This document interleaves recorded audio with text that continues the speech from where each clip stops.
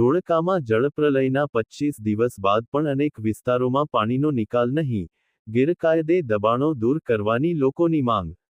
ધોળકા ગત તારીખ 23 જુલાઈ, 2026ના રોજ ધોળકા શહેરમાં સર્જાયેલા જળપ્રલયને આજે 25 દિવસ પૂર્ણ થયા હોવા છતાં શહેરના કેટલાક વિસ્તારોમાં વરસાદી પાણી અને ગટરના પાણીના નિકાલની સમસ્યા યથાવત હોવાનું સ્થાનિકો જણાવી રહ્યા છે. પાણી ભરાવાના કારણે રોગચાળો ફાટી નીકળવાની ભીતિ વચ્ચે નગરપાલિકા તંત્રની કામગીરી સામે પણ સવાલો ઉઠી રહ્યા છે. ધોળકા શહેરના ખેડા બગોદરા રોડ પર એપીએમસી નજીક કાસનું નાળું બંધ કરવામાં આવ્યું હોવાના આક્ષેપો થઈ રહ્યા છે. સ્થાનિકોના જણાવ્યા મુજબ, પાણીના કુદરતી નિકાલના માર્ગોમાં થયેલા દબાણો અને બાંધકામોના કારણે શહેરમાં પાણી ભરાવાની સ્થિતિ વધુ ગંભીર બની હતી.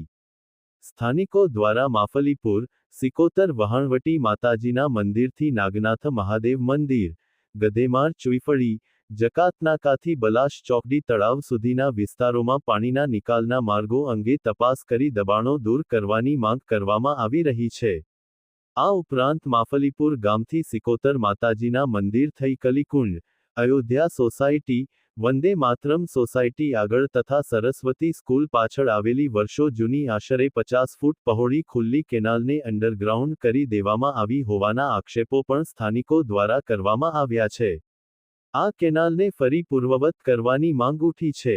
ધોળકા શહેરમાંથી પસાર થતી ચંદ્રભાગા નદી, જે ઐતિહાસિક રીતે ધોળકાની ઓળખ સાથે જોડાયેલી રહી છે, તેના પટ વિસ્તારમાં પણ ગંદકી, કચરો અને દબાણોની સમસ્યા હોવાની સ્થાનિકો ફરિયાદ કરી રહ્યા છે.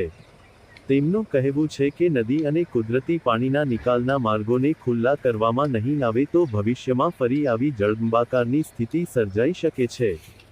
સ્થાનિકોના જણાવ્યા મુજબ, ગત જળપ્રલયમાં લગભગ 7 લોકોના પાણીમાં ડૂબી જવાથી મોત થયા હતા. આવી ગંભીર ઘટના બાદ પણ પાણીના નિકાલના માર્ગો અને કથિત દબાણો અંગે તંત્ર દ્વારા કડક કાર્યવાહી કેમ કરવામાં આવતી નથી તેવો સવાલ ઉઠાવવામાં આવી રહ્યો છે.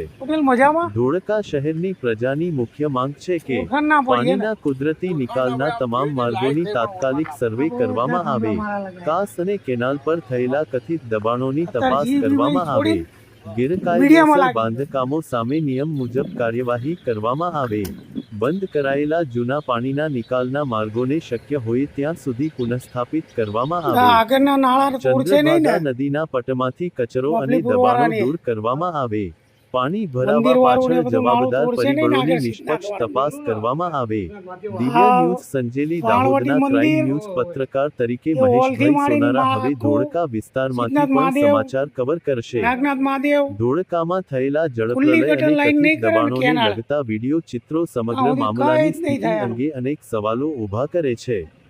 હવે જોવાનું એ રહ્યું કે ધોળકા નગરપાલિકા અને સંબંધિત તંત્ર કથિત દબાણો અંગે તપાસ કરી કાર્યવાહી કરશે કે નહીં અને શહેરને ભવિષ્યના જળપ્રલયથી બચાવવા માટે કાયમી ઉકેલ ક્યારે લાવવામાં આવશે.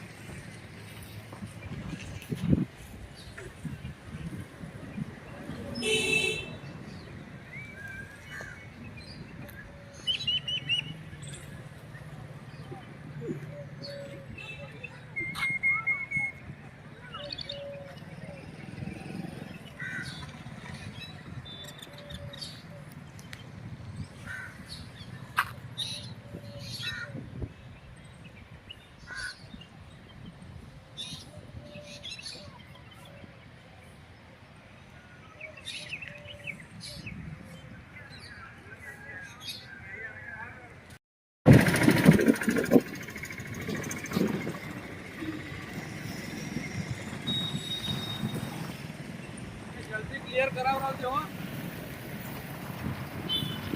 દબાણ હટાવવાનું.